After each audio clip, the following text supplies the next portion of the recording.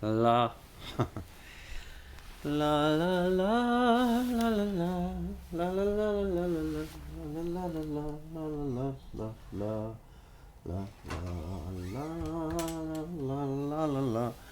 la la la la la.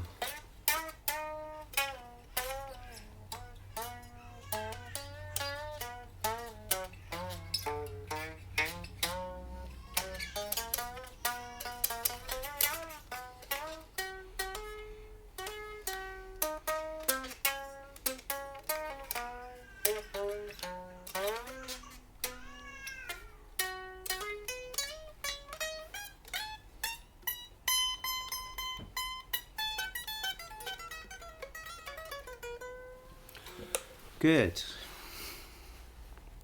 Lovely. Had planned. This is I haven't played this one on stream, I think.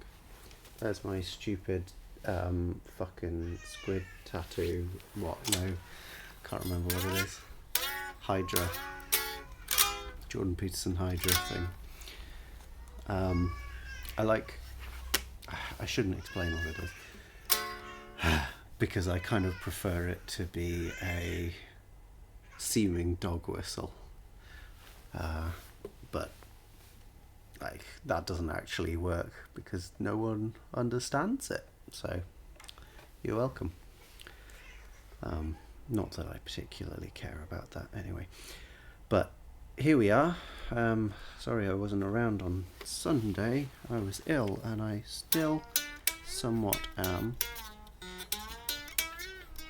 So I think we can catch up with what we had to do on Sunday, which was going to be a new album. So let's have a look what we might have. It's not going to be this one-eyed Oneida album that I've got over there on the other side, because that came out in like 2018. But I would recommend it, especially the last track, Shepherd's Axe, is bloody excellent. I think we're going to have a look at Squid today, darlings as they are of the general UK post-punk scene.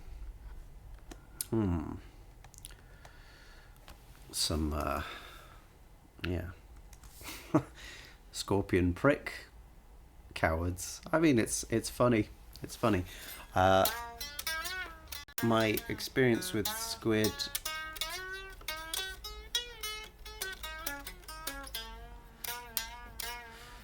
is that I didn't hear about the Town Centre EP until relatively after the hype. I wasn't that interested in it at the time I did listen to it, but I did like Narrator and I liked Pamphlets leading up to Bright Green Field, and then I thought I enjoyed Bright Green Field to begin with, but weirdly, like with repeat listens, it just didn't do it for me. I do still like Pamphlets and such, but yeah, Bright Green Field I think is probably still regarded as their best album. But Oh Monolith, while it doesn't quite have as crazy a cover, I did enjoy more, but I've only listened to once, so there's a chance I might have the same sort of familiarity fatigue with that one.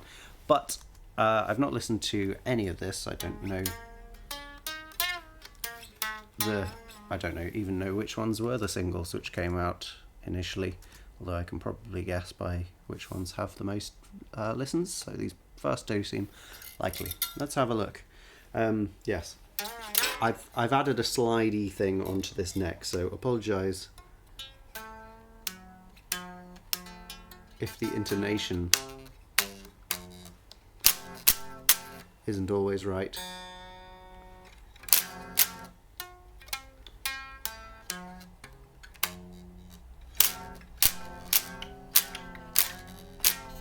We can do a lot of things with that, but none of them sound good. Let's listen to Crispy Skin.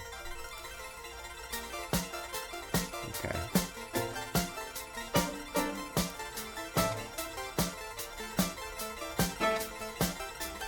So this is, I've just realised a bad idea, because I don't even know if the pitches that I would get on this are accurate. So I'm going to pick a different one. We're going to go with... Whoa. Mr. 12 string over here.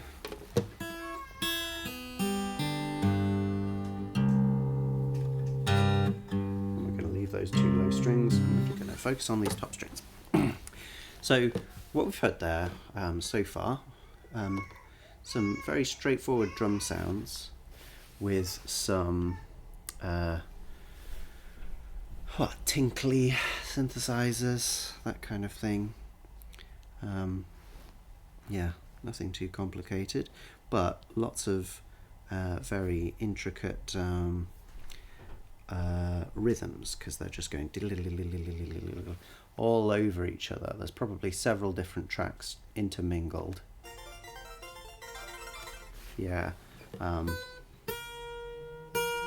it almost sounds like it's going...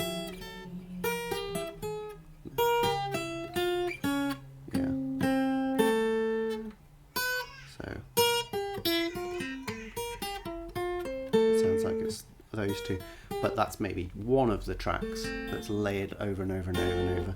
So yeah, so, and then we've got some more chordy ones there, but they're quite fast moving. Yeah, so this is our kind of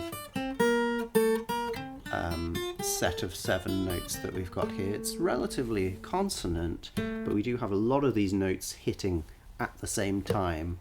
So it doesn't feel like, you know, super beautiful triads or anything like that. It's some quite plinky plonky hard hitting, just in terms of it going duh. No emotional weight necessarily, but yeah, hard hitting in the other respect. Yeah, and some maybe string samples going bum bum, like Pitts strings. Kind of, yeah, because we've got so many notes going on, very ambiguous chord stylings, right? It's not that lovely. What's that then? B flat chord. But I guess, yeah, so B flat is kind of the sound world that we're in though. B flat major. Yeah, and they're coming in sort of in unexpected places, and no doubt that is the intention. We've got a really straightforward drum beat, just giving us 4 beats, and not really much anything else. We've got one particular chordy instrument going dum da dum da dum da dum ba dum ba dum ba dum, doing its own quaver system, and then we've got this stuff going much faster over the top, and then we've got the 4th thing is these string hits, which are coming slightly unexpected places. Okay, and now we've got kind of weird vocal sample. And then we've got bass.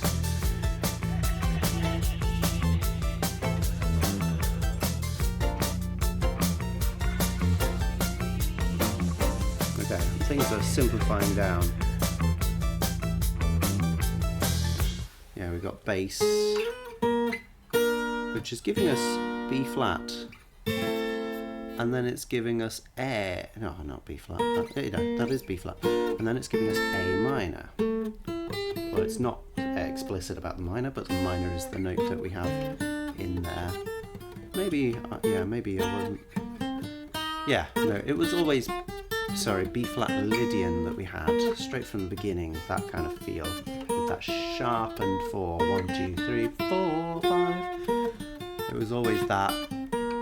And then it's falling to the A minor, so really, are we feeling B flat Lydian? Or are we feeling A Phrygian? It's not easy to tell. They're both sort of equally weighted now. A is the second one, B flat is the first one. The way I hear it is that A is actually the resolution here. So A feels like where we're getting to. So that would say an A Phrygian mode is what we're looking at here. We've also lost the top crinkly layer, I guess because crispy skin, I said crinkly there, but yeah, that top layer just going diddle-diddle, that's gone now. We've still got some chords on the quavers. We've also got a more clear, let's say, structure, because we've got 6 beats each time. 1, 2, 3, 4, 5. That's not how they go. 1, 2, 3, 4, 5, 6. 1, 2, 3, 4. Is that right? Let's just have a listen. We call in. No, it's not. Let's try again. So the bass really clears everything up when it comes in. 3, 4, 5, 6, 7, 8, 9, 10, 11, 12. No. Is that right?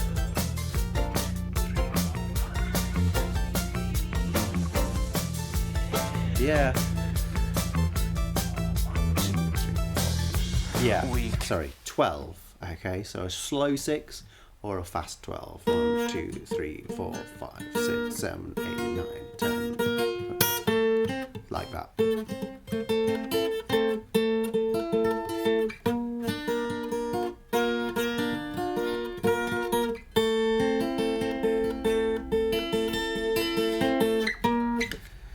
Yeah, so yeah, a 12, let's say that's 3 bars of 4, that would make a load of sense, but 3 is still quite an unusual number in comparison, so yeah, it's a fun, very mild off-kilter nature. I've never been much of a fan of the vocals in Squid. Okay, it's interesting, the texture here though, we've got sort of little bits of those chordal parts, but they're disappearing for quite a lot of it, leaving just the bass, the drums and the vocals. And this kind of is a useful thing because the vocals are very low, just low on that B flat and that A. The bass is an octave lower and the chords are in more of our sort of preferred hearing range, so to scrap those while we've got the vocal is akin to what happens when you get a bass solo in a jazz ensemble. Normally most of the other instruments back off so that the bass is audible, leaving generally maybe the drums just to accompany it, just so that the bass is audible, so that everyone listening is focused in on the bass frequencies, which they wouldn't normally do. So this is a similar kind of thing.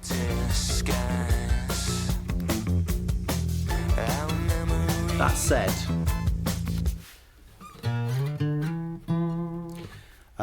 B flat to E there, which is an augmented fourth, fun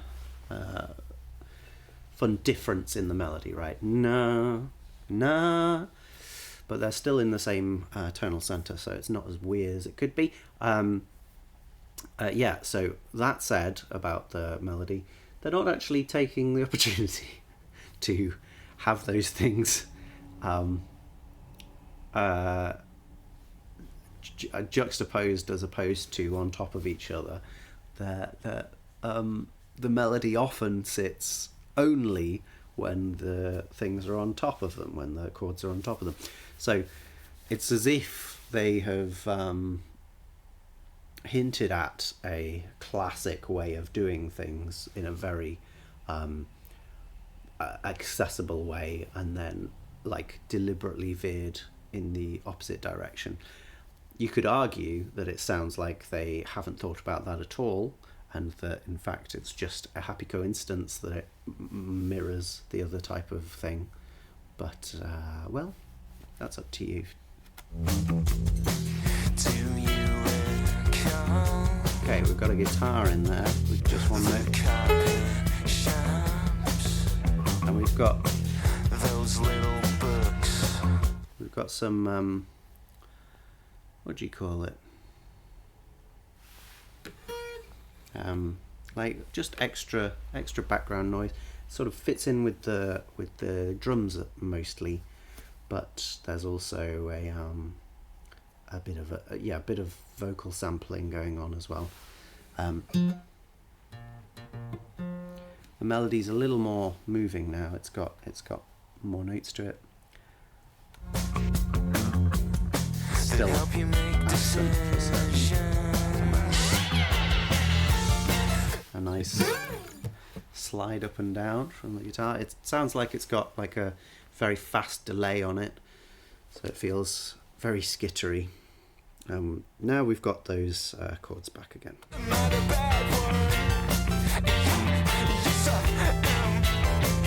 Okay. And we've got guitar playing the chords too. It is the whole chord, but because we've got this down tuned,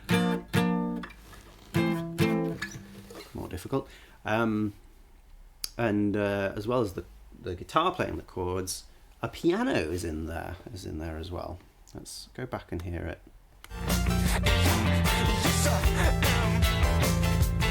Yeah, and that's got a real melody. It's almost lost, but it is there, going.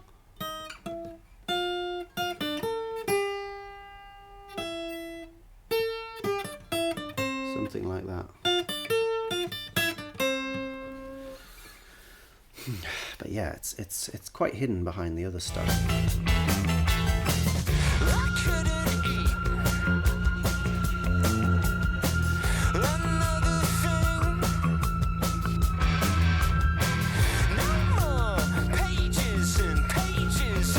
This is the kind of thing I really don't enjoy of this guy, but it definitely is a specificity of his singing style when he's like, pages and pages, blah, blah.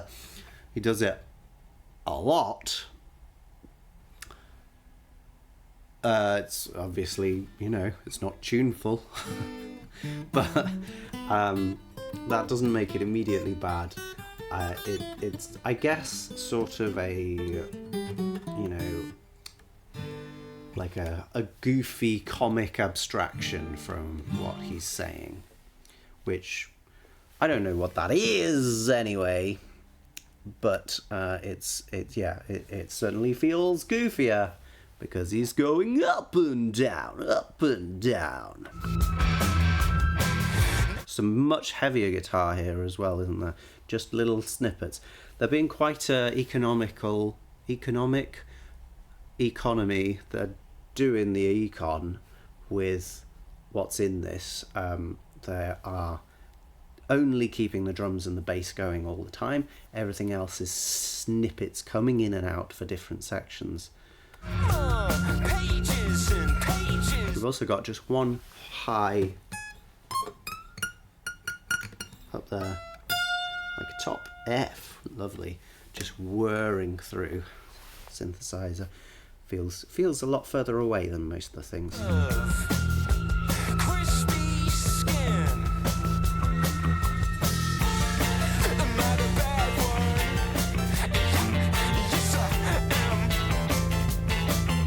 There's a little more on the drums now. It has a just leading into each bar, I think, on the hi-hat.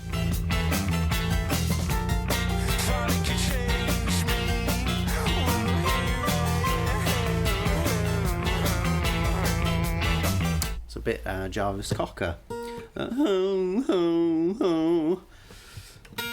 Maybe intentional, maybe not, but either way, links it back to that sort of slightly dejected romance feel.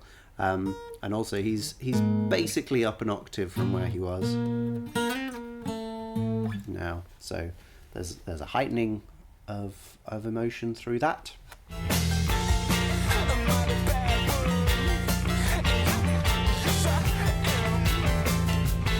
Yeah, that piano is back in this, I guess, kind of chorus.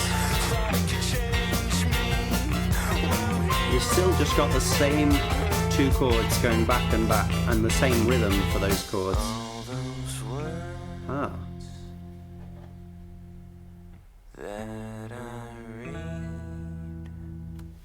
Okay. So we were yeah, based around this duopoly of chords, B flat and A minor. And then we basically get that in this next section too. The A, the B flat, F, which is part of the B flat chord. A, B flat, E, which is part of the A chord. So yeah, so we're still doing the same chords, but most of the chord is missing. And as well as that, well, what else? It's obviously much slower. We've lost that incessant groove that we had. And I think it's just him and the piano. Am I right about that? No. That him and the guitars. Maybe something else as well. Okay, that was different. Oh, in fact, was it that the first time?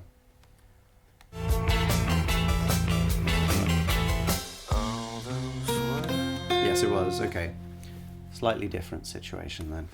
All those words is more like a 4-5-1 leading to F. So B flat, C, F. But then we do get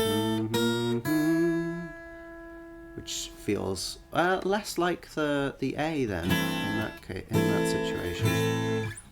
It feels more like that. Yeah, that's C7.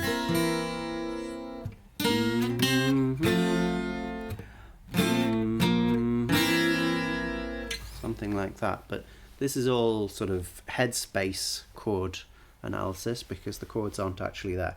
But the melody is doing that. It's a bit of a sequence, isn't it? Ba da ba da da da da da. We just move the notes from the first half down one in the scale and do exactly the same maneuver. It has a different feeling though, very, very different feeling. Yeah, there's an extra instrument in the right can from that second repetition. It's very close on the mic, not much reverb at all.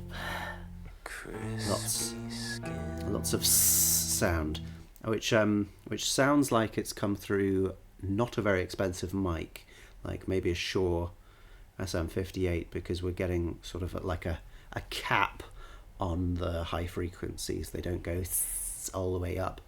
I wonder if mine do that these days with this compression on as well. See how much you can get out of that. I think my microphone should be slightly higher quality, but I have had it for a long time, so it might well not be. Anyway, yeah, that sort of high fidelity sound is not coming through the vocals here. It is more on the instruments. They have a wider frequency spectrum that's coming through clearer. But yeah, the vocals are more of a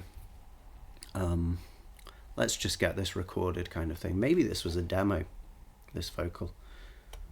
But it's quite effective because it's so it feels lo-fi in comparison, especially to the previous section.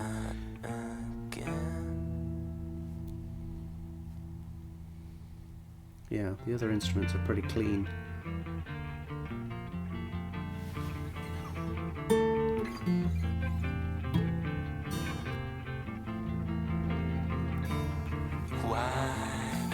Okay, this is a much different feel now in this next thing.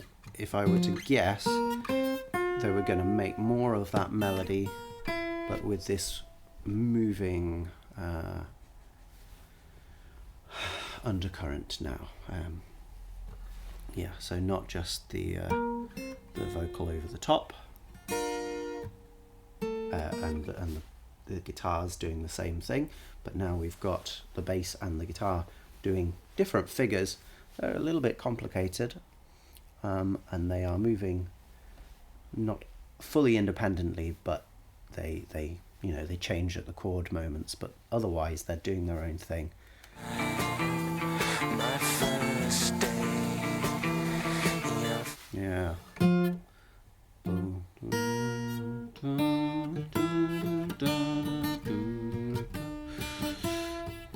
more in a more even tempo than we were before. No, sorry, a more even meter than we were before now as well. It feels more like a just straightforward 4.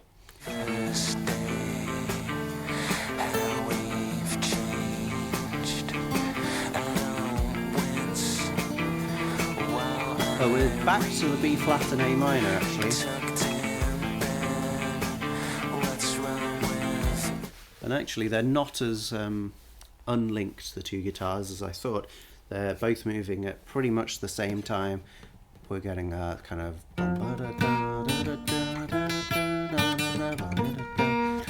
that rhythm, and then the guitar is doing something like that, and just with a little bit of extra at the end. I don't know exactly what it's doing, but something like that.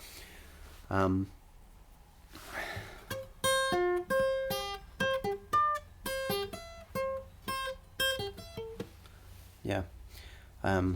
So that's giving its one particular rhythm. The vocal is sitting on a different rhythm. The drums, I think, are sitting on a different rhythm too. So this feels a similar level of vitality to the beginning section, but it does have slightly more of a downbeat feel, maybe because the rhythm section is more intricate. Therefore there's a level of vulnerability, a level of fragrance, floweriness to it.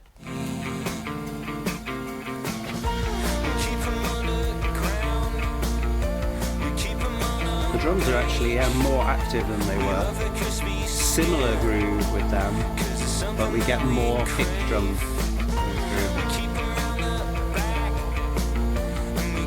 It's quite a fun counter melody. Well, if you call the vocal melody. We keep them round the back. Just one note. But there's this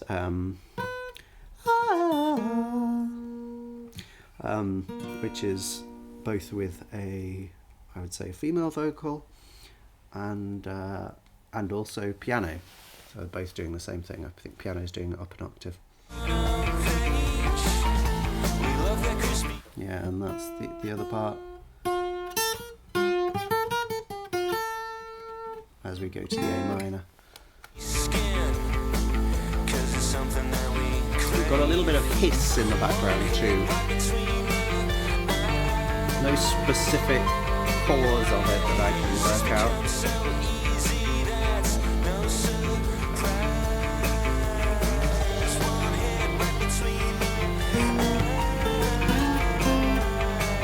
Okay, we had that before, didn't we? Or something very similar with that. Very similar kind of melodic thing there. So there is some thought going into the melody here, the main vocal melody. It's not just that it's ad-libbed with the words, which is how it felt a lot of the time on the previous, well, maybe not on O Monolith. I can't remember O Monolith very well, to be honest, but definitely on Bright Green Field. It's become so easy to take your life.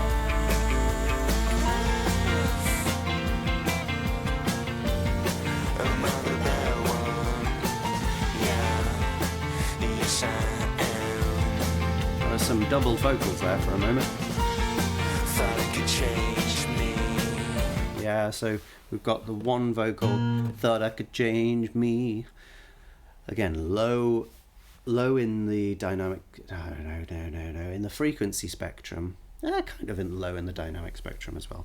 But then we've got other voices saying that line, look, thought I could change me, or whatever it is. And they're elsewhere in the pan, they're a little more forceful, maybe not as like compressed, but they definitely punch through. Well, here I am.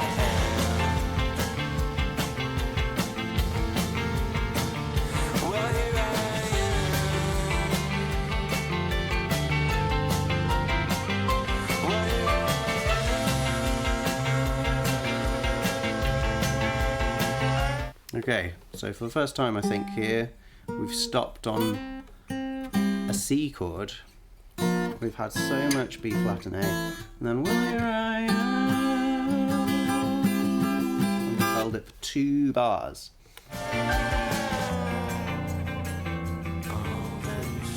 Back.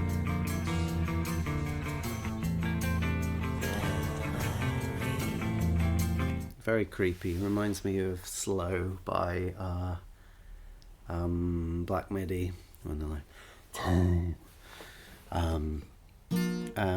yeah, we've got maybe some tambourine, and then underneath that is just these guitars, and then we've got maybe 3 different vocals saying the same things, just out of sync with each other, making it quite creepy. Yeah, it's not a tambourine. It sounds like a slightly odd hi-hat. I can't quite work out. I mean, there's a chance it's the ride cymbal, or maybe it's the hi-hat played like close to the bell. Maybe. It sounds slightly unusual.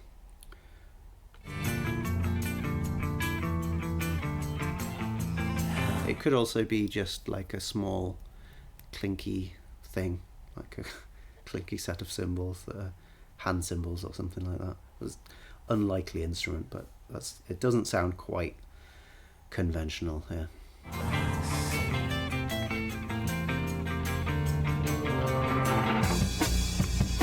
Okay, drums suddenly. Ooh.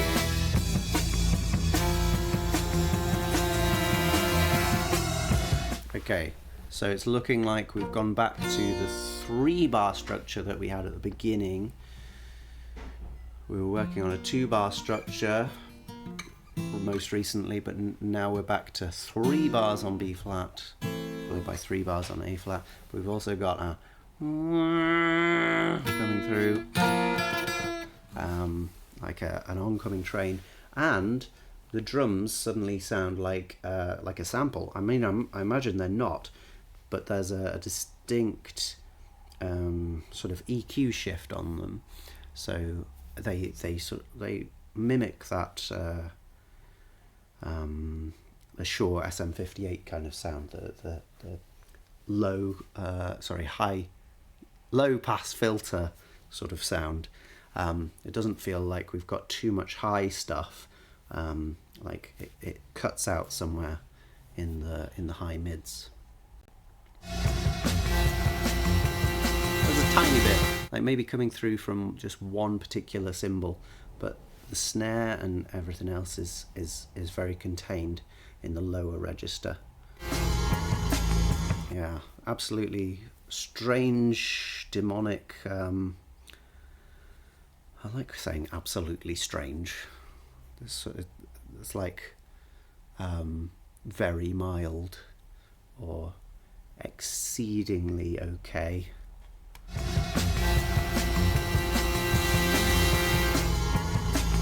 And what are those demonic things? Well, one of them is just a weird electronic effect, I think, but we do have brass, or saxophones more accurately, which are technically not brass, but sort of sound way more like brass than woodwind. Yeah, it's like a thick brass chord. It doesn't sound too complicated. It might just be something like that, which I guess you could say is an A-7, but without the third. Might even be with the third, but yeah, it doesn't feel like it's too clashy. The blood drips faster than you can.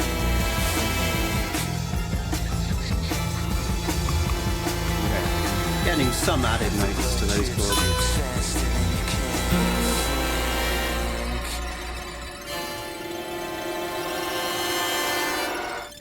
Okay, and it devolves towards the end. We get that tinkliness that we had at the beginning. That's the last thing we hear, along with one speeding car. Fun, dynamic play. Good, okay. Lots in there. Structurally quite unusual. 3 sets of grooves, 2 of which kind of similar, and then one real free time moment in the middle where we had a an entirely sort of monophonic bit of melody with no accompaniment other than things playing that melody. So yeah, a quite unusual piece of music. Let's see if that continues. Okay, again, band-passed drums, very small frequency, and they're getting wider. Yeah, classic sort of beginning of a track where you it opens. Ah, we get full sound. Small sound. Like it's spoken by Boone. And then everything is suddenly really clear. Can I think of another example of that? I totally can. It is Meet My Maker by Good Charlotte. And I have not... Oh, it's not even the first one. Oh, not Google.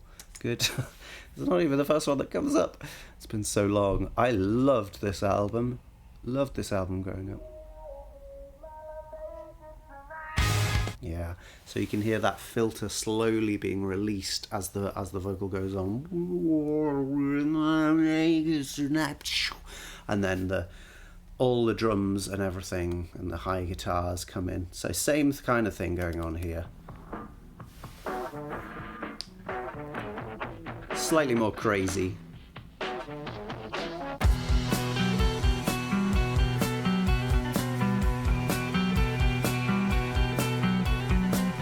Okay, similar vibe.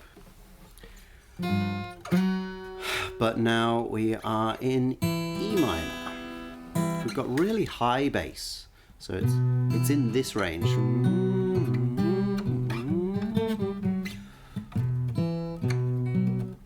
That kind of range. It looks like we're going between a B minor chord and an E minor chord. Maybe. There were some weird notes in the bass there. We definitely got that A sharp, if you like, maybe. Let's just hear that again.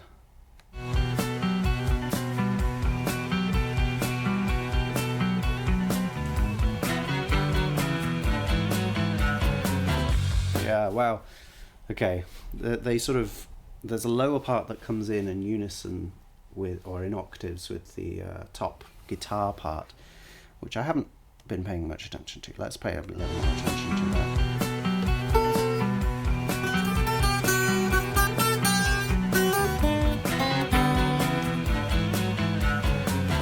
Yeah. Something like that. And this, yeah.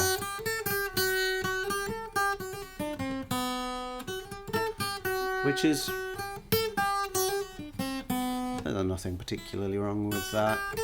We get a repetition of the first bit there with a different sign-off, which is a more exciting one than... Like, maybe you could have done something slightly more exciting with the first one.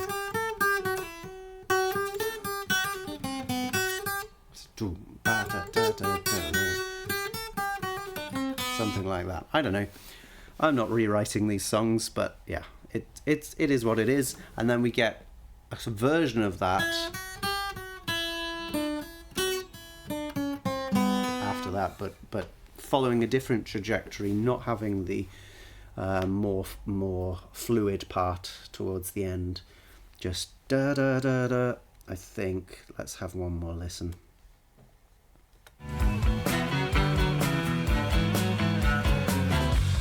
Okay, yeah. Ba-da-da-da. No, ba-da-da-da. So it doesn't quite resolve down to that E minor in the end.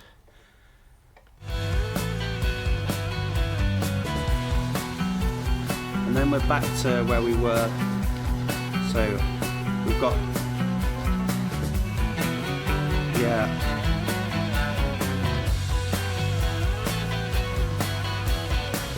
Yeah, so it is a 4-section thing. One of them, and this is like over a B chord.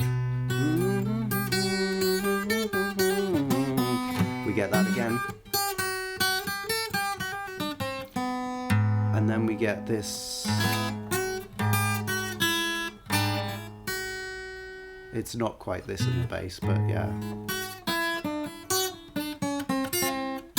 And then this even lower version. Let's work it out. Not that part.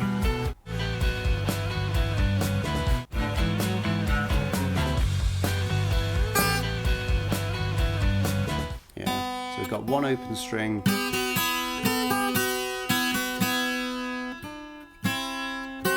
Something like that, and the bass.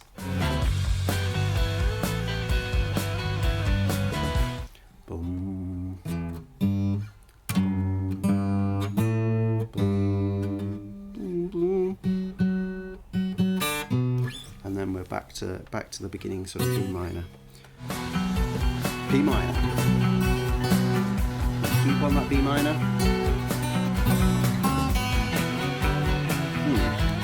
Is it B minor? Yeah, but with a bit of a Phrygian feel, and then yeah, that A sharp. Oh no, which is a G sharp. That makes so much more sense. Right, yes. So it's like an E major chord. So we go from the B minor with a Phrygian feel to this E, but top. So we've got a G sharp at the bottom, and the G false relation hits the top, and we get this cool, painful clash feel. And then we get something different in this. So we get that low F sharp.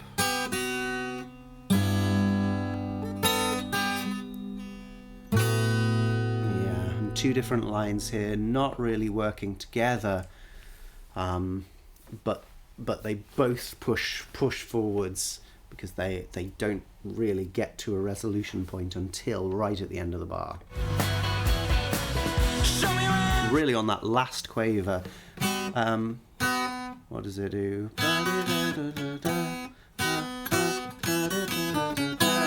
So that last quaver, 2 and 3 and 4 and that's when it feels like it actually reaches where it's meant to be.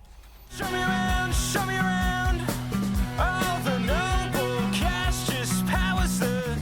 Okay, same kind of thing going on here, same instruments, but the guitar is less, it's doing less. It's doing ba-da-da-da-da, but it's not doing ba-da-da-da-da-da-da.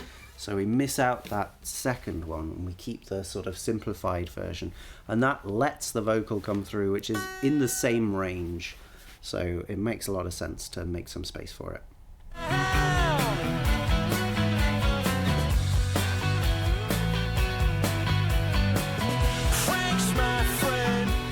I like the sound of the snare. It's got a real sort of pop to it.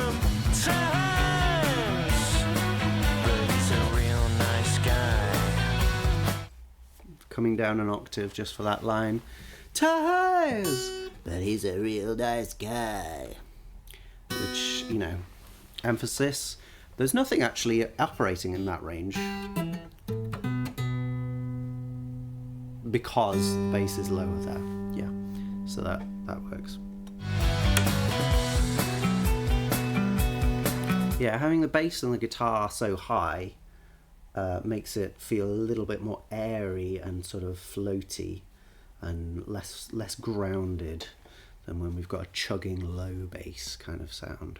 We've still got that to some degree in the drums, but the drums, I mean the nature of drums is that they keep making new sounds because they are percussive, and the large proportion of the sound doesn't continue on very long. So even when we get those low boom boom from the kick drum, it's then quite a while until we hear from the kick drum again. So we're losing that whole area of sound until it comes back again. So this airiness is the real continuation of this song. We don't have much heavy drone like rooting us down.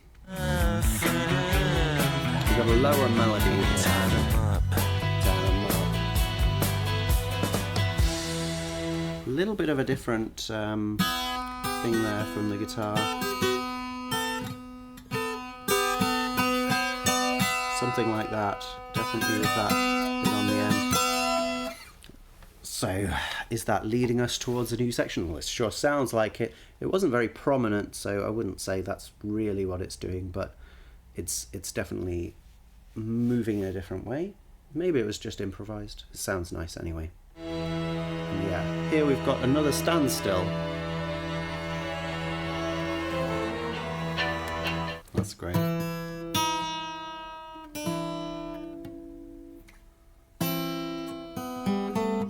Is that it? It was much better when I was listening to it.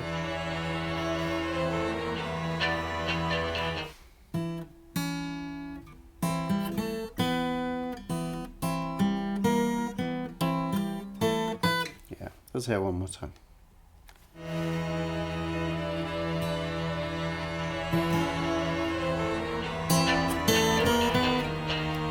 Yeah, it's more of a James Bondy thing. Well, that's just walking down chromatically, isn't it? With a pedal in the bass, E. So we have now come properly to our E minor kind of feel. And then we we say strangely jump over the fifth, but then we come back up to the fifth from the fourth chromatically. Fourth, sharp fourth, fifth. Nice. A really fun line. And it sounds like it's on, I mean, maybe it's on a violin. It could be on something like a sarangi. Or maybe just like an Indian violin. I think they have just standard violins in India most of the time, but they certainly make them sound different.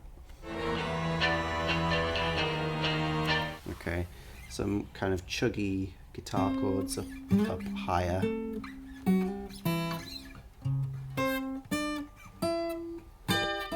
Something like that. And then I think it just shifts all down one semitone, which is a bold thing to do.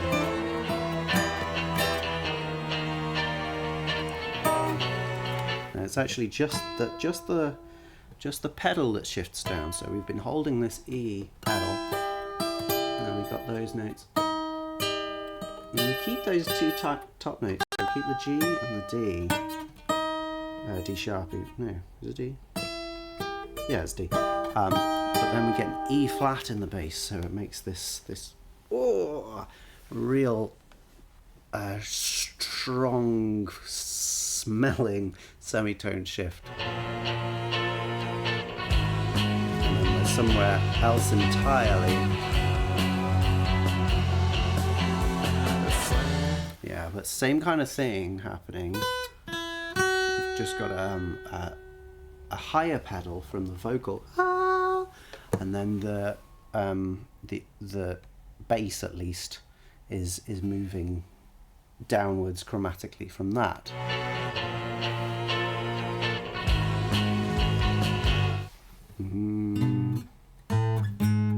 Yeah. So, well, that's our G sharp. And we're looking at, yeah, like the same kind of feel there that we just had. E flat, major 7, same thing here. G sharp minor 7 to G major 7. Just by changing that one note, and it keeps going.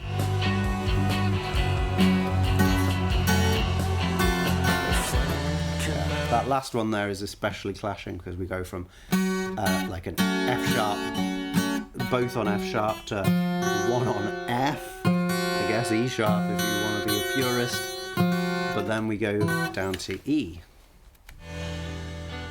His nose and mouth.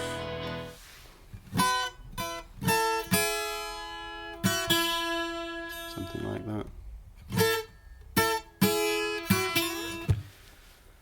I shouldn't stop at all the individual things. There's lots going on here. This is a new section again, isn't it? We've just had a new section, we've got a new section again. So one guitar here is keeping sort of pretty constant with this kind of thing, and the other guitar is coming in only when the vocal is coming in. So it's like something, something, something, something. So he speaks while the guitar is in that more pleasant, audible range. He's mumbling something underneath it, which is an unusual choice. Sort of feels like, you know, anti-art. It feels punk in a way to do it. I don't know if it's intentional, but it has that effect on me, is that I don't know what he said. I was drawn to something else, and so I feel like I've missed out. And this is a new section, really, isn't it? The bass has come back in, and we've got a little bit of cymbal. And we've got sort of familiar sounds, that G sharp coming in there, and little twiddles on the guitar, and the chugging guitar from the previous section, but we're still not in familiar territory.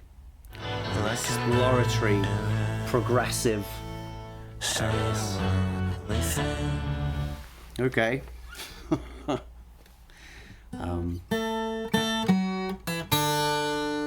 Not as good a little bit of melody as in the previous song. That's what most of the instruments are doing in their own octaves, but then Mr. Man over the top. Bum, bum, ba, bum, bum, bum, ba, bum.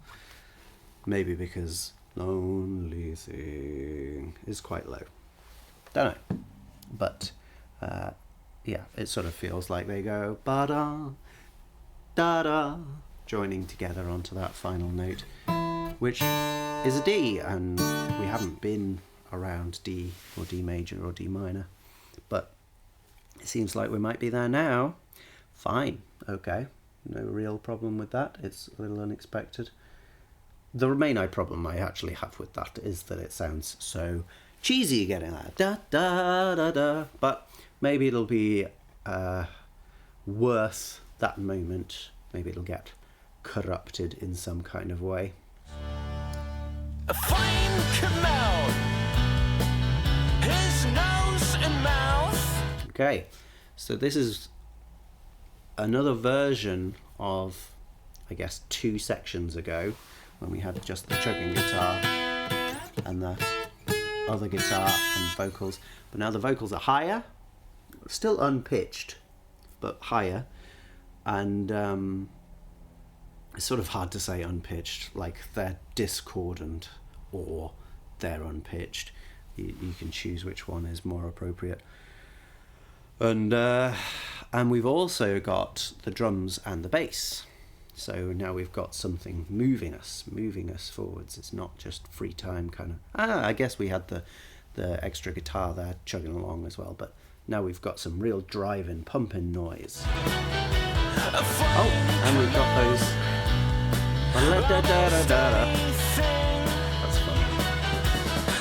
And it's come back exactly the same. No.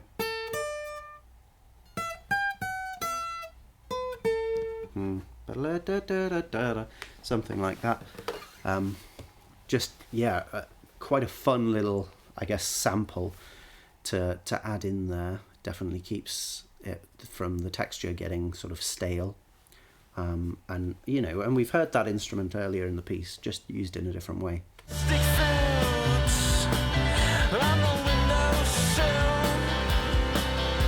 There is no taste, just an empty gaze. So we are using the same chord sequence as before, and we've come to the E on the G sharp there at the same time we heard it in the I guess previous set of 2 sections, which arguably are the same section, but just for ease of comparison.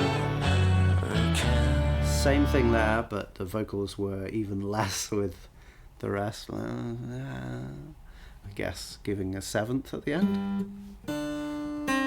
maybe on the C. Yeah, I really like the sound of the snare. No true American. Okay, fun idea. This now has the got guitar that was doing the same thing as the same rhythm as the vocals. That's still there, and that's still doing the same thing, but the vocals have moved. They're now over the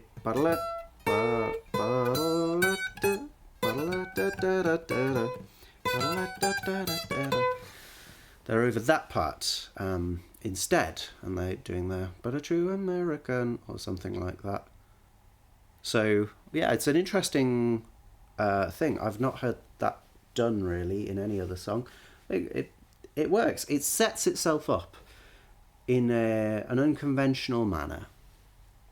As you know, unconventional is quite the name of the game here. Not like groundbreaking, but just unconventional.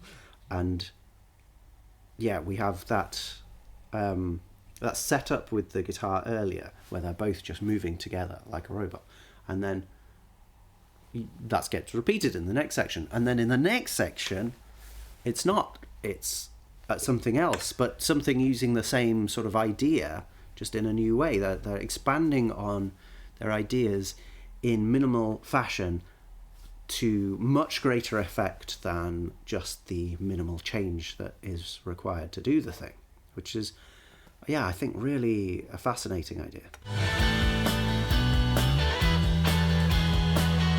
Here it comes again. No true American, the lights around. Okay, back into, I think, the other way of doing The things. lights around. Feels quite big. Where we go. Got regular ride cymbal coming through Thanks, here. my friend. Okay, No true American. okay. Now, with the association of American, that sort of feels maybe derisive, derisitative.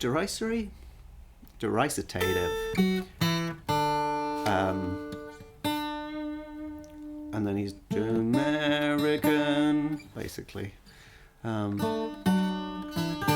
So yeah, it feels very sort of pompous and full, like a nationalistic thing from the early 20th century. Frank's my friend. No true American. Interesting ending. Instead of finishing it off, we get a lot of A, and then we get that. Okay. Yeah, the F sharp in the bass just held on this dyad of F sharp and D, which suggests D major, but we're missing the 8, but that's not too important. What's strange is just that F sharp just being held without resolving and fading away. Yeah, uncomfortable. Okay. Blood on the Boulders, eh?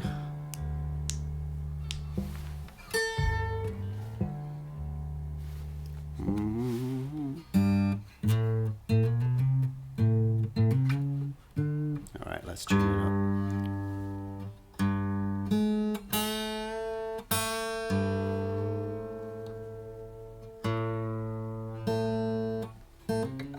Something like that.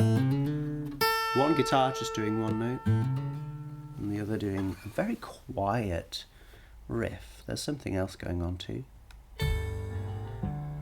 Oh. Alright, let's tune it up.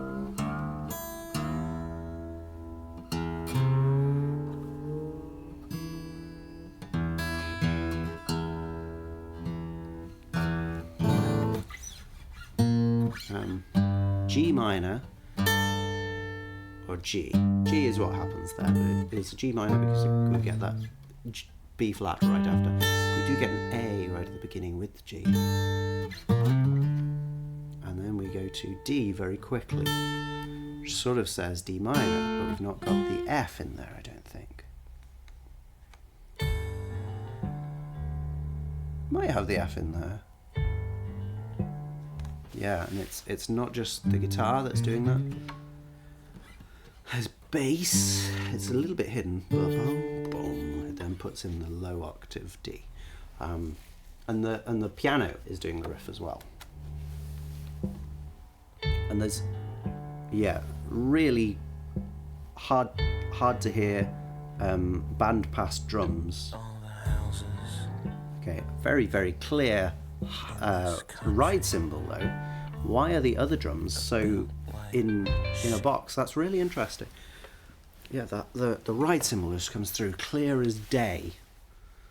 Way clearer than any other instrument really, but even, you know, the vocals come in at the same time, and they're through the same, I guess, you know, kind of Shure SM50, I think it's the 58, isn't it, sound. So not massively high fidelity, but yeah, that ride cymbal just pings out. But yeah, weirdly the snare and the kick drum are like, it's only the lowest frequency version that they feel like they're absolutely kept in a box. Oh.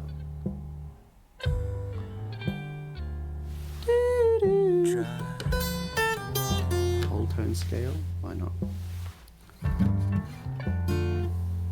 Yeah, there's an interesting sort of imbalance with the chords, because this one's only for one beat, and then the three beats for that one. 1, 2, 3,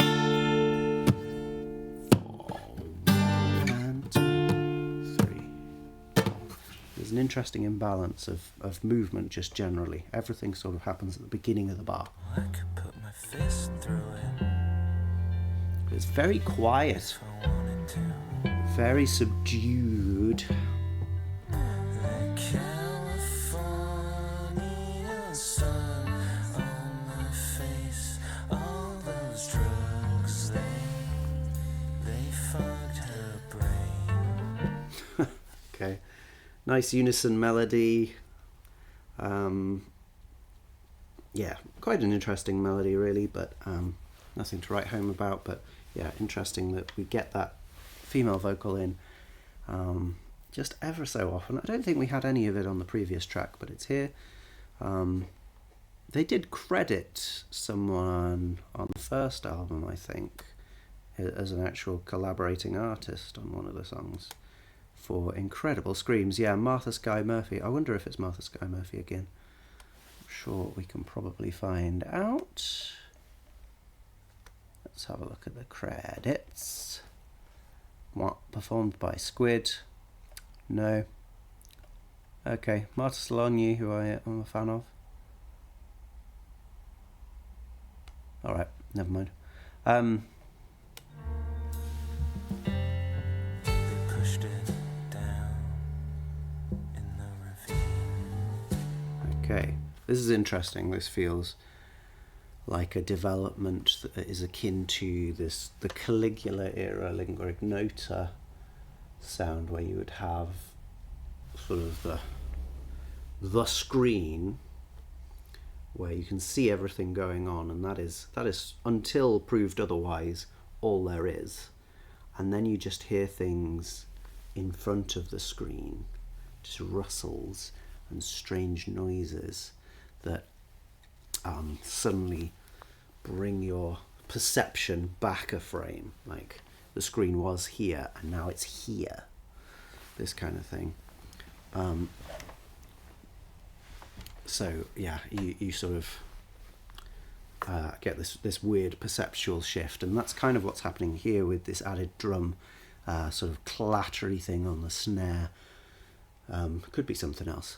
Like the ride cymbal has hinted at this already, but we thought maybe that was just a production, not slip up exactly, but just to go, oh, we'll keep these in a box and we'll have this one nice and clear, because how can you keep a ride in a box anyway? You can't really.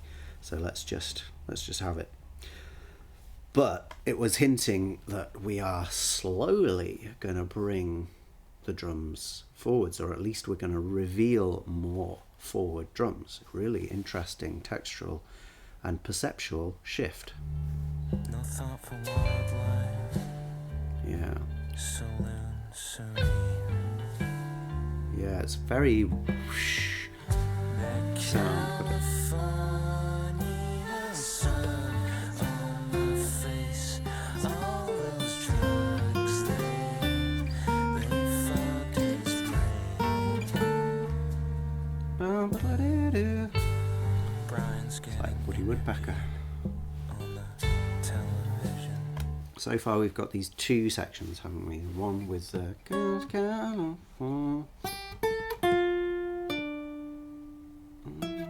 yeah, whatever it is. And then the boom section.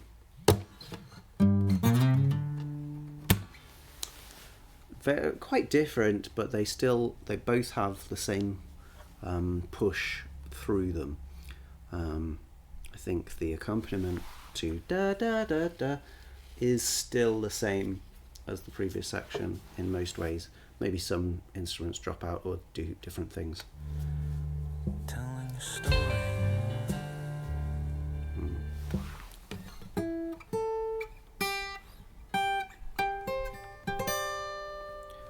We get that chord, which with the D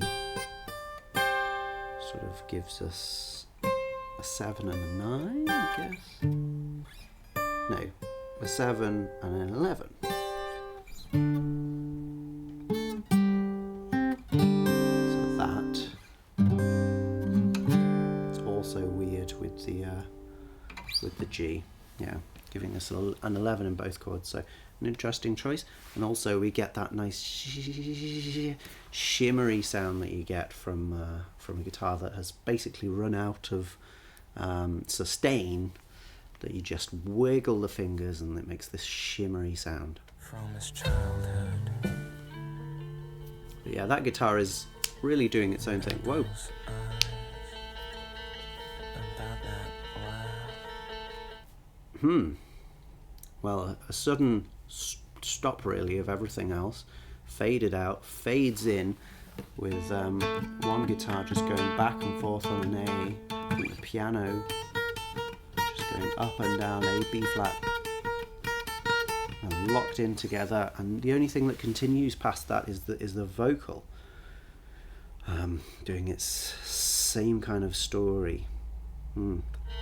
So again, all three of these so far have had like not verse chorus structures.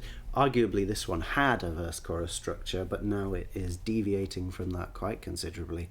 We're in a totally different place.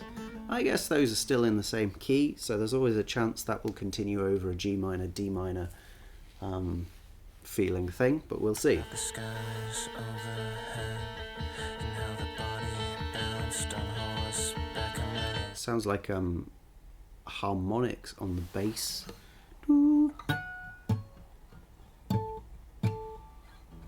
That one.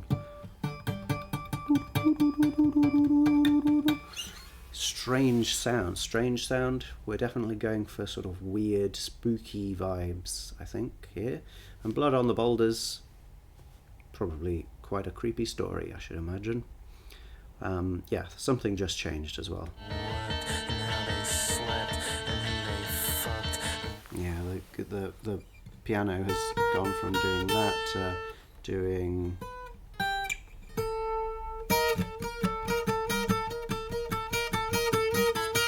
that, so it's adding an extra note, not just the B flat now, but also an E flat. So yeah, again, we're still in kind of G minor territory, but it's not a comfortable sound because we've got the A constant with the E flat and the B flat clashing quite hard against it. And how they killed Creepy, extra, really close sounds. New established groove. So yeah, all the drum grooves here, they're not complicated. This one is snare on every beat, really pushing. The bass is now here, not just with harmonics, but it's giving almost its own melody. And yeah, we've got some skittery craziness. Maybe it's a guitar in the left ear.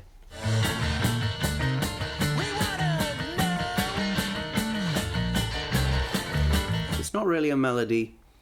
The vocals have gone heavy, like loud and high. It's more like just an upward scale. Like, yeah, so like an A Phrygian. A Phrygian, huh?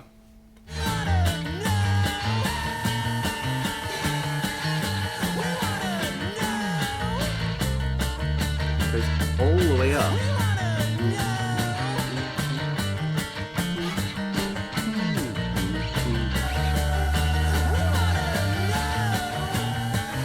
Which is quite unusual because we've got about equal weighting on each note. They take about the same time. Some of them get 2 plays.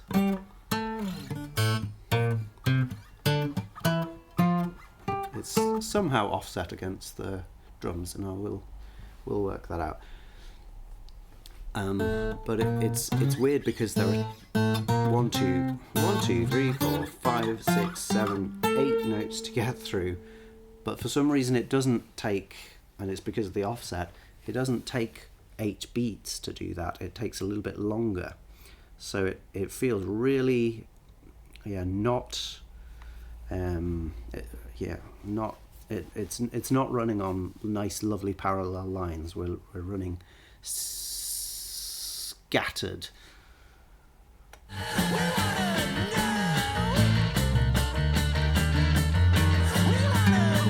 Oh, it's actually not even.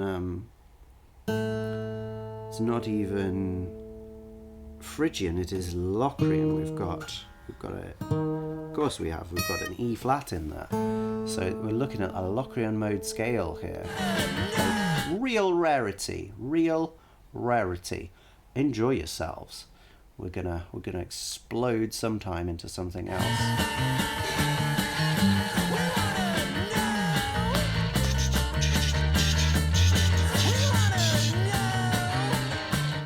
Yeah, it's basically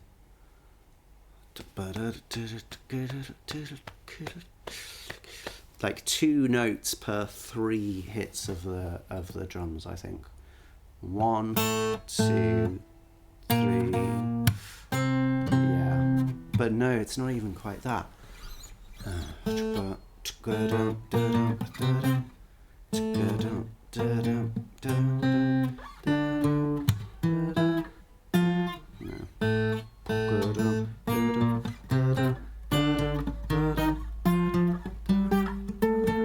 It's not even that, because I know that it's not quite that.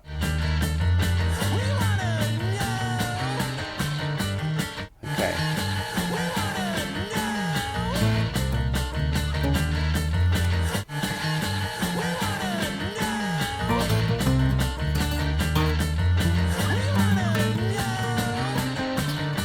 Oh. Well, it goes way further, that's why. Shouldn't have taken me so long to work out, I think.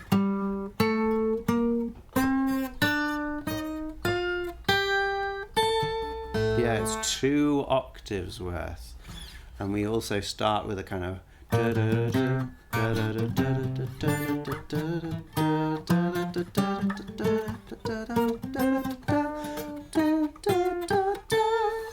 all the way up. I'll try and play it just to check.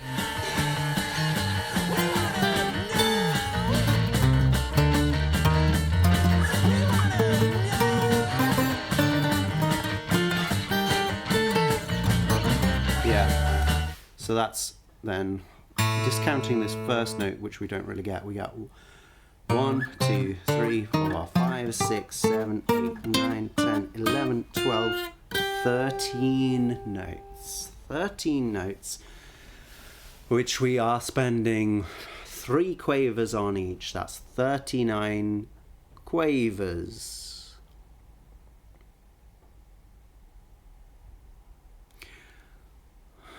So if we have a drum beat that is basically doing the same every 2 quavers, that should mean we offset after 2 versions of this, which it doesn't sound like we do. So maybe there's something slightly more complicated going on here. There's no need to analyze this so accurately, but I'm sort of captivated by polyrhythms. Are you?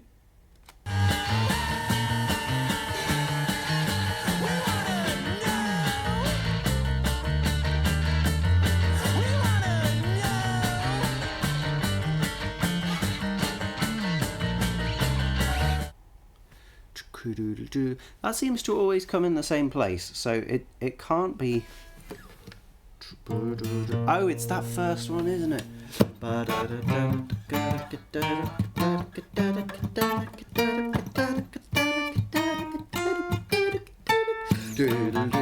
So yeah, so that first one, which is doing something slightly different, that's 4. That's 1, 2, 3, 4. 1. I hope so anyway, because now I'm thinking that I'm actually just taking the quaver rest at the end of the last one.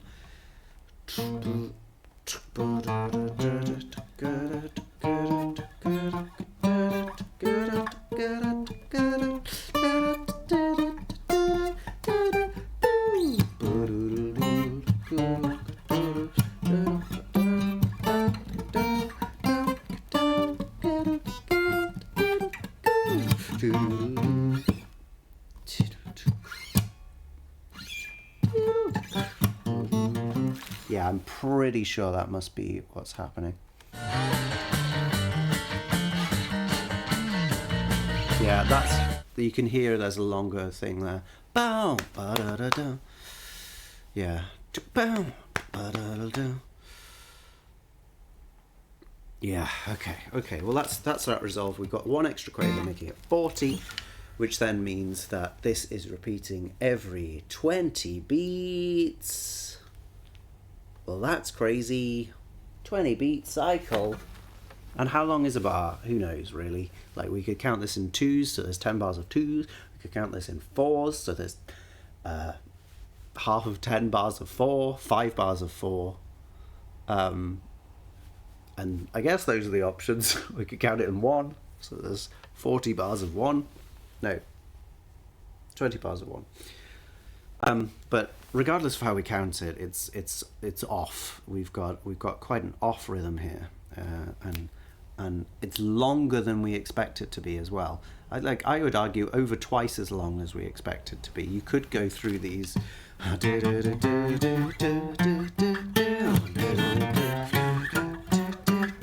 You know, you could do it in 2 bars very clearly there, very easily. But it's just this constant rising thing for 20 bars, 10 bars. It's really long, and it feels very unwieldy. And the other things are just repeating, apart from the vocals. So weird stuff.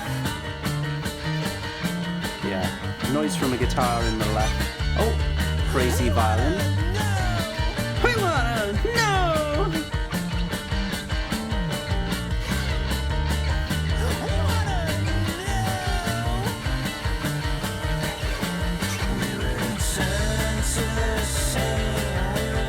Absolutely not the comfortable chord I was expecting after all that.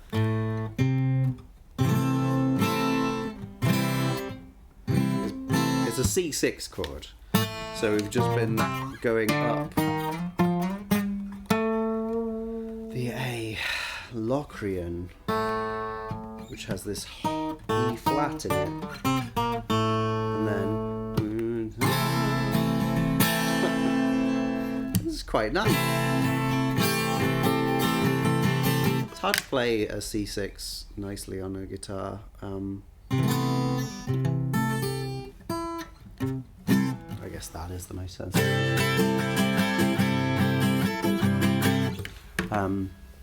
Yeah, sudden major vibes out of nowhere.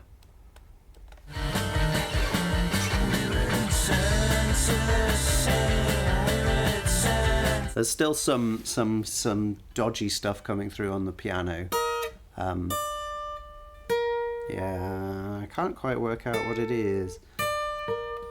It might be an E flat.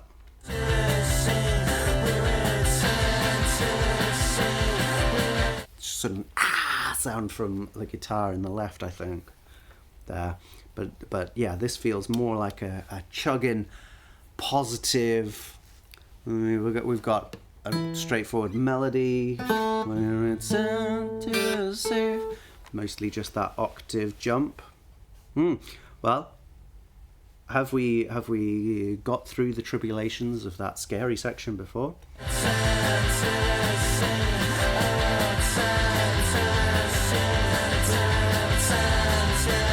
Bass is sort of going off on its own thing. It's not sticking with the C.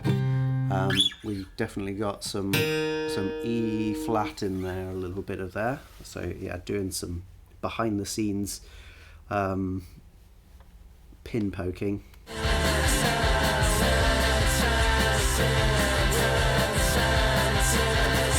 There's a 9 that comes through there as well. So we've got our favourite 6/9 chord, C6/9, as heard in my song, Away From Everything. Available now on most streaming services.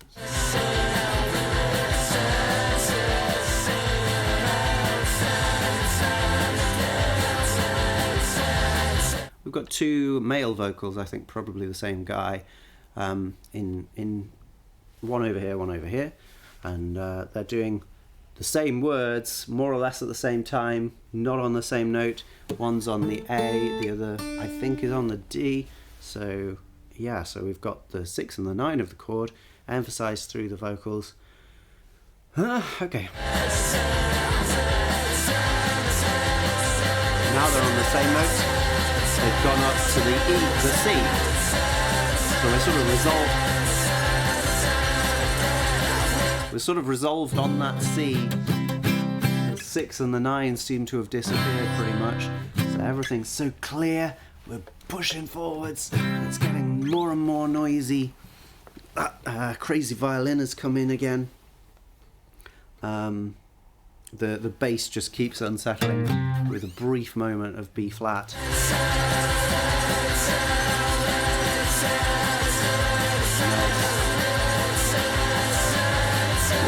Down.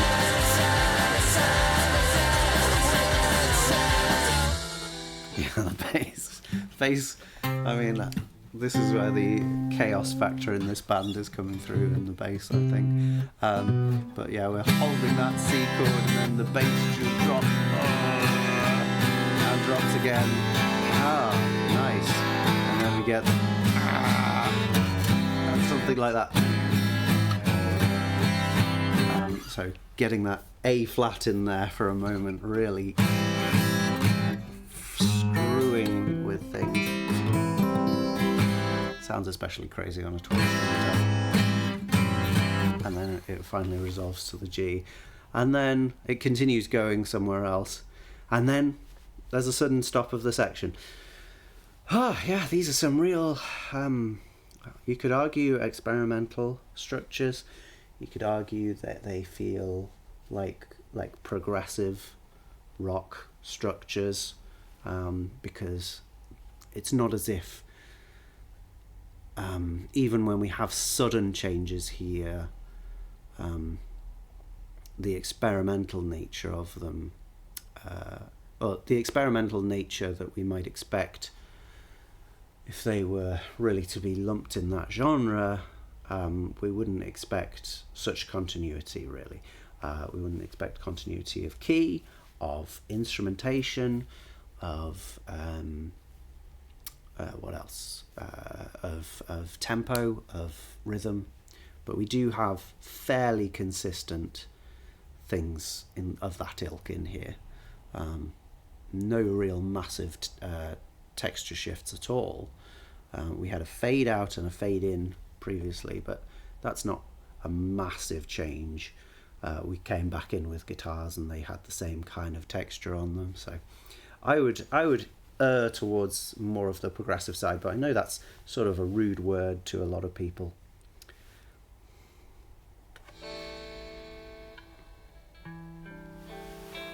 And now a placid lake.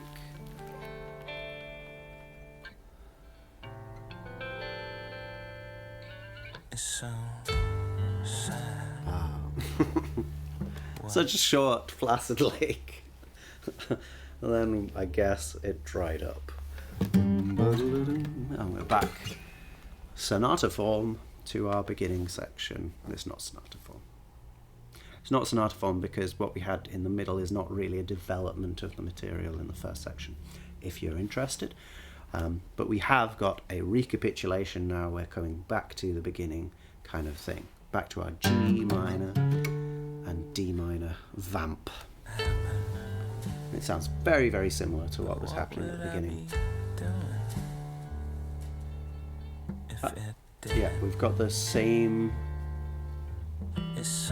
hidden drums, maybe not quite as regular, and we've got the sort of roll on the cymbal or on the snare.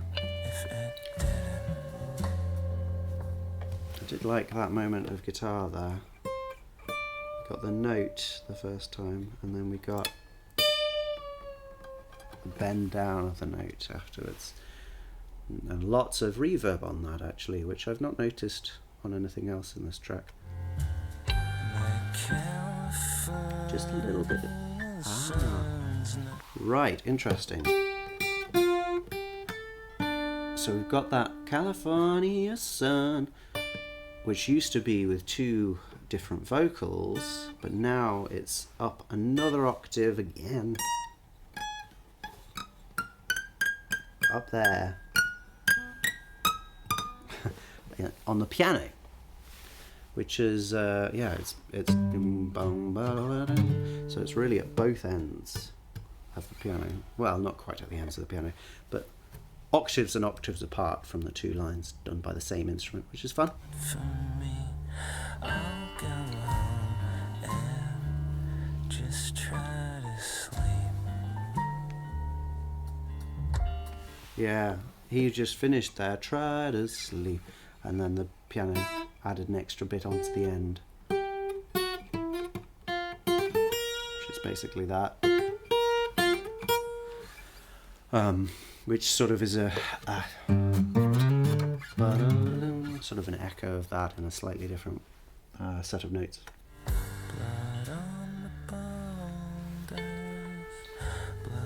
And now he's saying blood on the boulders. Everything's getting quieter and fading out. Apart from the drums, seemingly. Blood on boulders. Blood on boulders.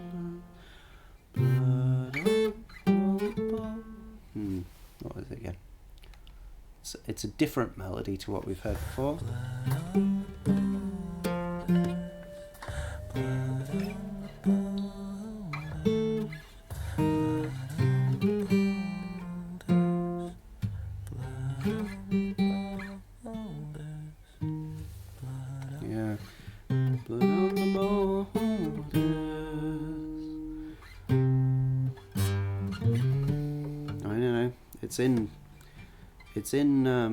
It's in G minor. We've got all the notes of G minor, but it's starting on a C, which is in neither of these chords, and then it's the G, finally resolves to the D, so the F, which is in that D chord. Blood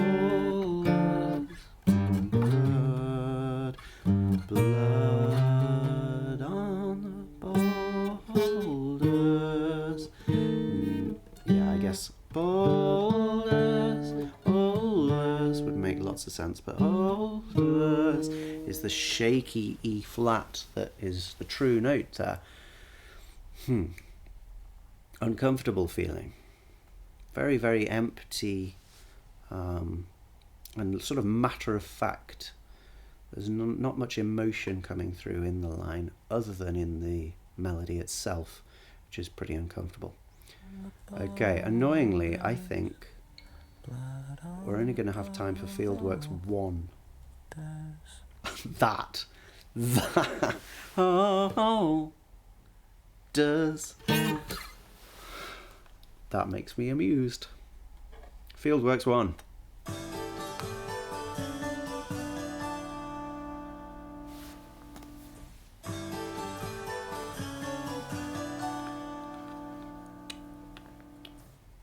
Okay.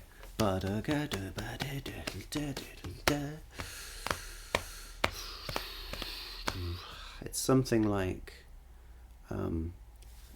4 things of 3 and then 4 things of 3 again in the open space. We go from a very wordy 1 2 3 1 2 3 1 2 3 1 2 3 to a totally silent one. We do that twice, and there's like an acoustic guitar and maybe a harp. Let's hear it again. It's not a harp. It could be a harpsichord. It's definitely very bright. It's very bright. There might be the bass in there as well.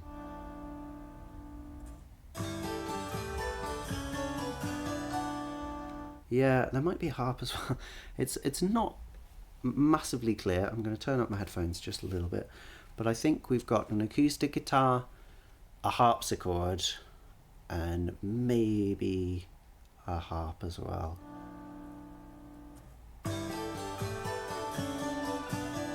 Oh no, the thing in the background is like a fluty thing. And there's some strings in the waves.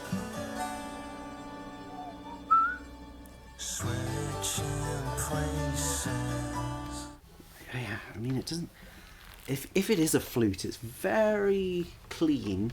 We're not getting a lot of breath sound, but it does have roughly the range of a flute. It's going all the way up there. Flutes obviously can go higher than that, but it's not something you would get. Well, I suppose you could get it from like specific zither or dulcimer or something like that, and there's a chance this is what this is actually, but it doesn't have the sort of absolute percussive nature of a zither to me. It feels like a harpsichord that's very well tuned, which harpsichords are not often, just because they are tuned to sort of different standards. And and this guitar, which is very close. The guitar has a sort of softer sound to it, a more chewy kind of sound, darker sound, but not very dark, and it's quite high. But yeah, the harpsichord has this inanely bright sound, which I'm not fond of really, just in general. But it sort of adds a lot of, especially in the reverb, it adds a lot of atmosphere to this track, having that sort of bright echo all around.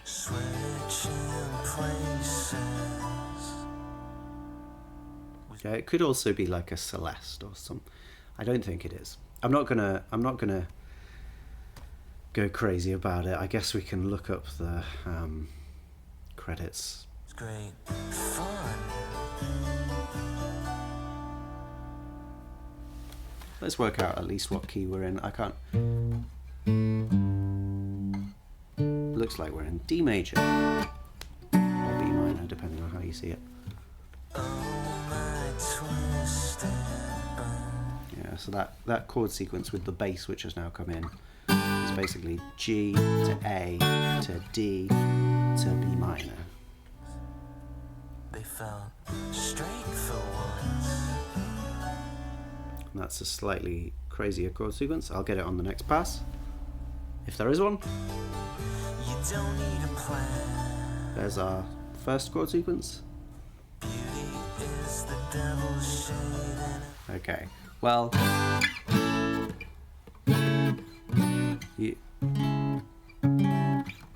yeah, so the bass goes this time not up to the D after the A, but to the C sharp and down to the B. So, so what is that chord? I mean, maybe some kind of A, but the reason I'm not going too far into that is because of the plinky plonky nature of the other instruments and their constantly moving notes. The chords are sort of ever evolving, like that kind of thing, on a G. So it would be a fool's errand to try and decipher all of those within the next 20 minutes. I could probably do it. I'm just not gonna. Yeah, that's a nice one though, with that. Yeah. Giving us a B minor 7 chord, a B minor 9 chord. It's lovely.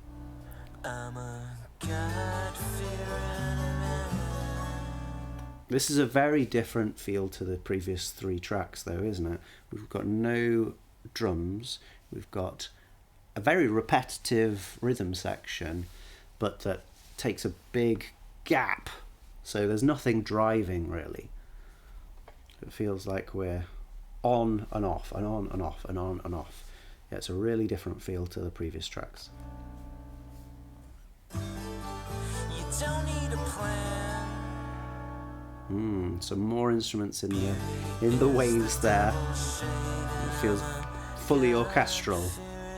And there's a bit of synth as well. That nice little bit of melody there. That God-fearing man.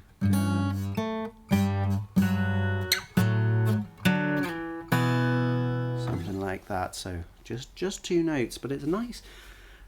It's a nice change, isn't it? When you've got more of a spoken thing and then suddenly it just puts in 2 notes.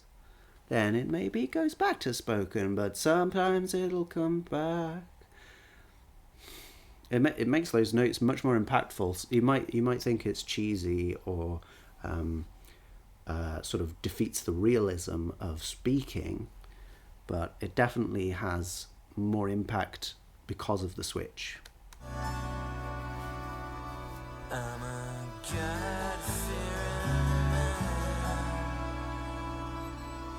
Yeah, the sort of Ligeti style expanding orchestra in the background is lovely. It's giving us a really big extended B minor chord, but nothing with any other tonal center. B is really our tonal center, and B minor is our key.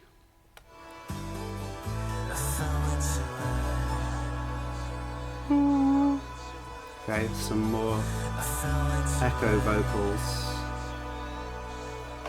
but they're repeating the same word, but they're doing it in a different style.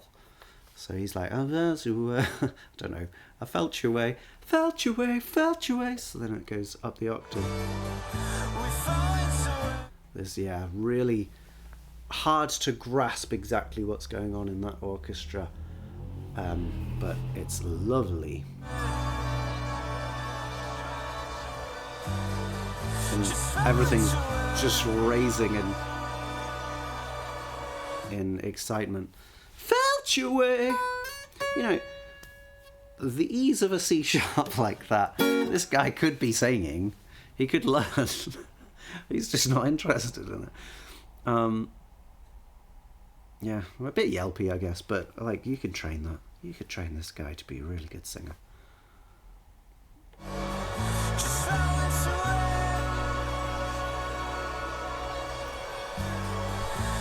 Yeah, the main groove, such that it is getting subsumed now behind the wall of strings and other orchestral instruments, which is sort of taking over.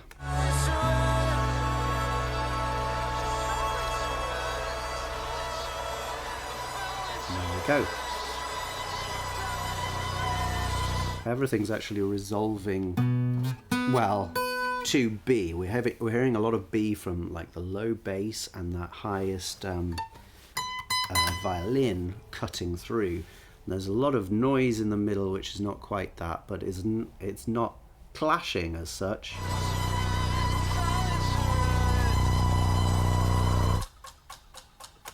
And then sudden change as we get to the next one. Oh, I could do a rush job of this. Let's do it. Very wet sounding percussion here. And it's two different things. One hard panned right and one more in the middle. Pat, pat, pat, pat.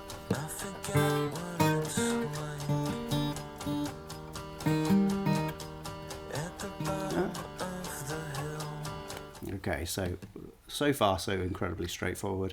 Almost Snow Patrol levels of riff here.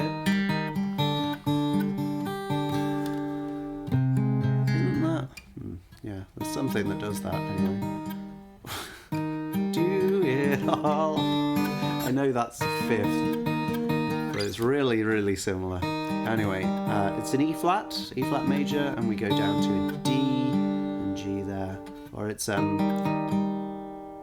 I heard that you settled down and you have a boy and you're married now. It's a really, really bloody, unbelievably overdone style of thing. But the weird wet percussion, that's quite special.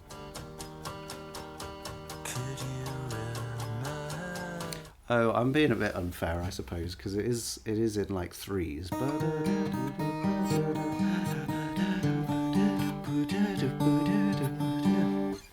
So it's not quite the same. We've also got more actual melody here from.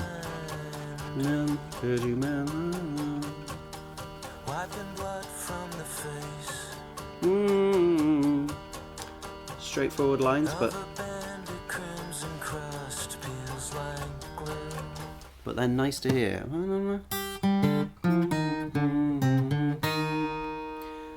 Yeah, it just gives it that more romantic layer to it.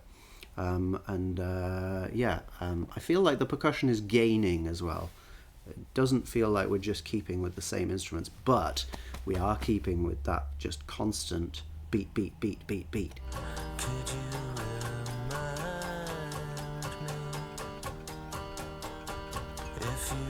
Yeah, we've got something going da da go go ga ga da go go. Okay.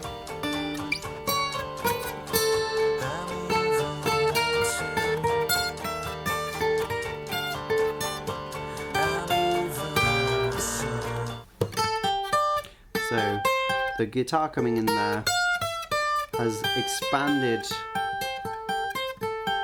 the sort of the harmonic range of the song.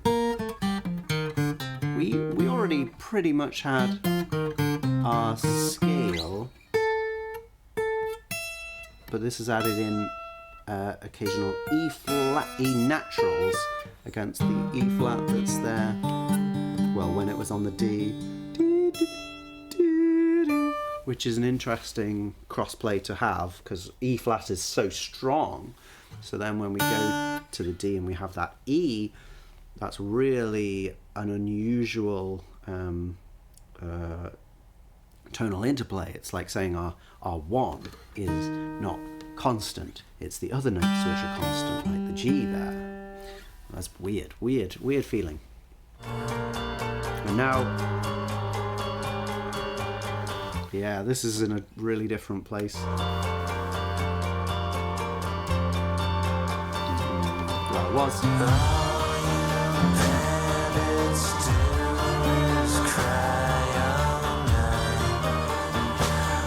Okay, and this is back now to the E flat and the D and G, which I guess is like G minor.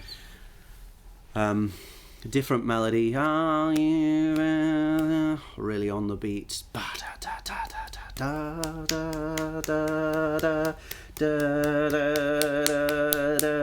duh.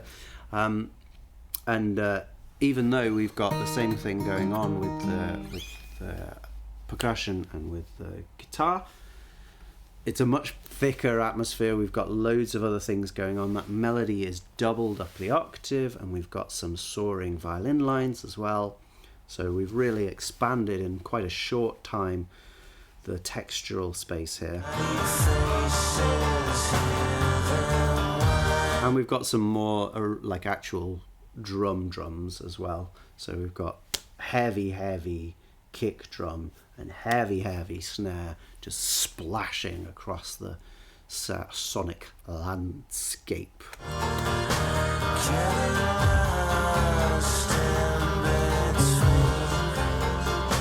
Yeah, so there we went to a D flat quite strongly, na na na, and then somewhere else now.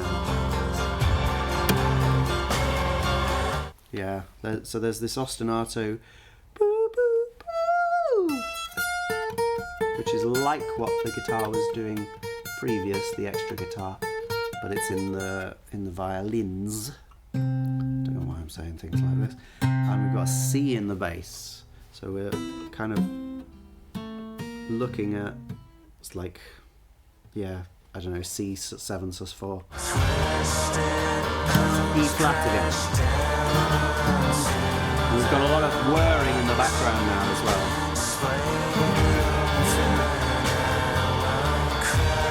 Yeah, this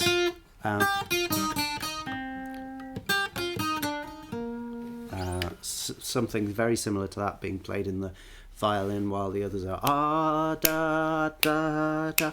So it's like a polyphony, but the melodies are operating on different levels of rhythmic complexity, shall we say. There's that D flat again, and there's that C7 sus4. Yeah, so that C7 sus4 really feels like, where are we? I feel unsettled, but in a very pleasant way. I don't know what's going on. And then, yeah, it sounds like we've gone to an A now. And we've got some of that in there as well. That's C sharp. So we went from this place to this place, a big change.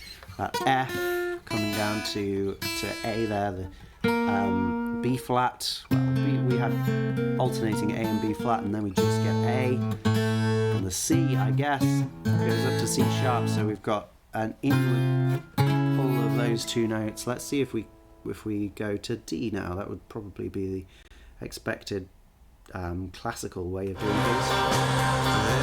No, we didn't. We went to C, and then we went elsewhere, and now we're in confusing space. But now we're back to where we were at the beginning, with a little bit of extra freaky bass.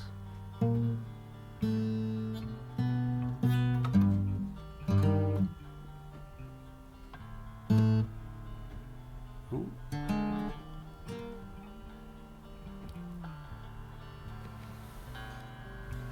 Yeah, so the guitar stayed almost like it would normally there between those two, but we did get a little bit of I think a little bit of A flat. The bass underneath was doing absolutely whatever it wanted. So sometimes we got like an A here, something like that. Sometimes it was on a G, but sometimes it was just going da da da da ba da da. So really the chaos feature of this band is 100% the bass.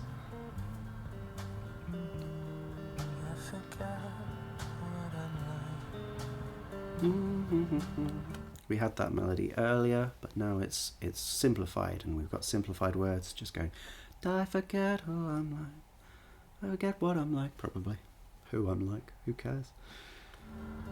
And with the drums have come in, and they're very soft, so very, very different to how they were earlier in the track.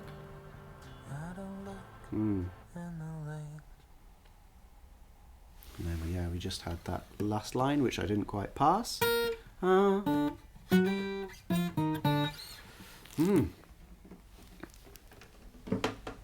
Okay, so that is the beginning of Cowards.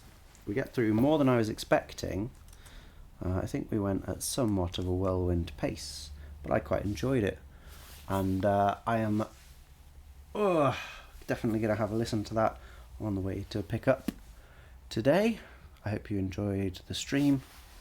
I hope you, if you're watching it in the future, enjoyed knowing some more about a band from the past. I mean, who knows? Maybe these Squids will be top of the toppermost of the poppermost in the year 2035. But let's not hold our breath for that. In 2025, they're releasing good music.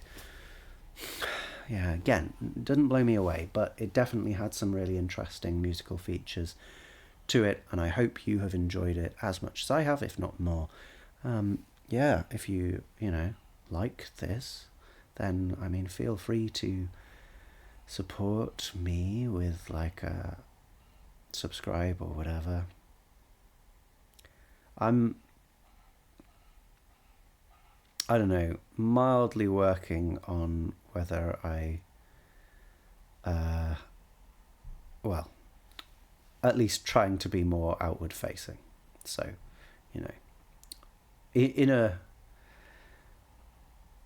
way that pains me, because I would like to just be like, here's some stuff, but it would benefit me in a positive way if people were interested in this. So, if you wanna help people get interested in it, that would be just swell. If you want to be more interested in it, just let me know how I can help. Okay, I hope you have a lovely rest of your day and a lovely rest of your life. Bye bye.